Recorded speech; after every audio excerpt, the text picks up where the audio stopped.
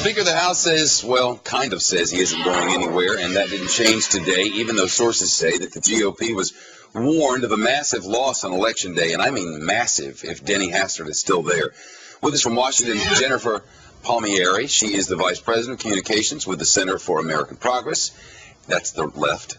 And National Review Online editor Rich Lowry, also a Fox News contributor, and that's the right. How bad is this going to be? I'm not right sure. Now, I'm not sure. 20 to 50. It's not helping, and it definitely stopped the momentum that Republicans have been building up on the basis of President Bush's pushback on national security. I don't think Hastert's going to go. The conference is still standing behind him. They think he's being treated unfairly, and more importantly... Treated unfairly in what way? They don't think he was responsible for this. They don't think he knew about it until last Friday. Maybe his staff did, but his staff didn't kick it up to him. And more importantly, Shep, they don't believe the politics of this will be helped if Hastert steps aside. In fact, they think it'll get worse. And if they did think it would help if Hastert stepped aside, they'd go to him and Hastert would do that. But no one thinks that's the case. So, Jennifer, we are to believe that an aide went to the House Speaker's office 3 years ago with what is widely being called an open secret in Washington, and that Denny Hastert never heard about it. Right. You know, that could very well be, but it doesn't, you know, when the buck stops at the Speaker's desk, and so I don't think that that's going to excuse him. You don't want him to go anywhere, do you?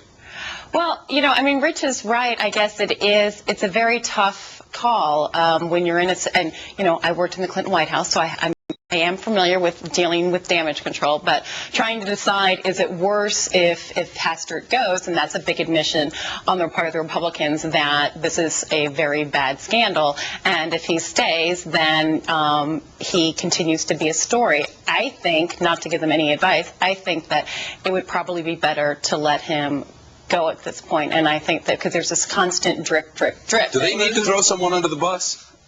Some more people need to take responsibility, yes, but let's understand. There's a difference, Rich. If Hastert resigned outright, Jennifer's right, it plays a huge admission of guilt. Yeah. Plus, every Republican House member in the country would have to come back to Washington to vote on a new speaker. It would be a mushroom cloud over the scandal, and who exactly are they going to elect? So I just don't think it's plausible. They have to find a way to get out of this without dumping Denny Hastert overboard. I mean, it's tough. I think that they have two problems in terms of the electorate.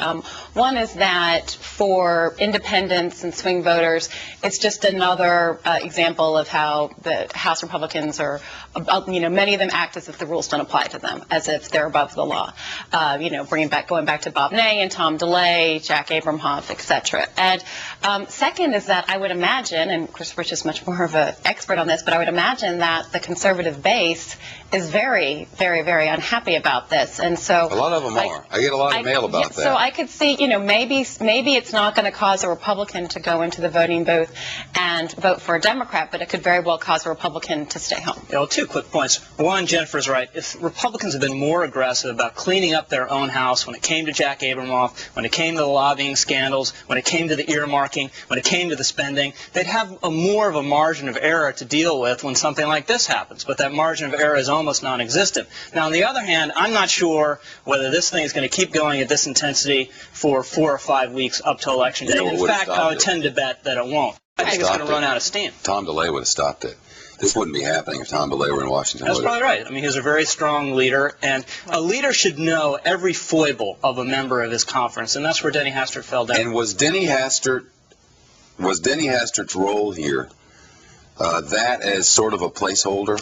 Yeah, well, that's the rap on Denny. Everyone loves him. All the Republicans love him. They think he's a fundamentally decent guy. But the rap is that he's kind of checked out, and he's out of energy. He's not that interested in the job anymore. And when this broke, Shepard, this majority-threatening scandal, he went back to Illinois. He should have been in Congress, which maybe would have avoided some of this Republican crossfire we've seen among the leadership. Yesterday, after the aide resigned and said that he had told the Speaker's office 3 years ago of what he said, I think, were concerns about the congressman and some kids around.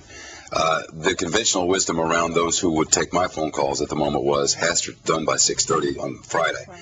Now, it doesn't feel that way anymore, does it? No, it's not going to happen. Yeah. All right, Rich, Jennifer, good of you both. Thank you. Coming up from Be Dead or Alive, reports out of Iraq.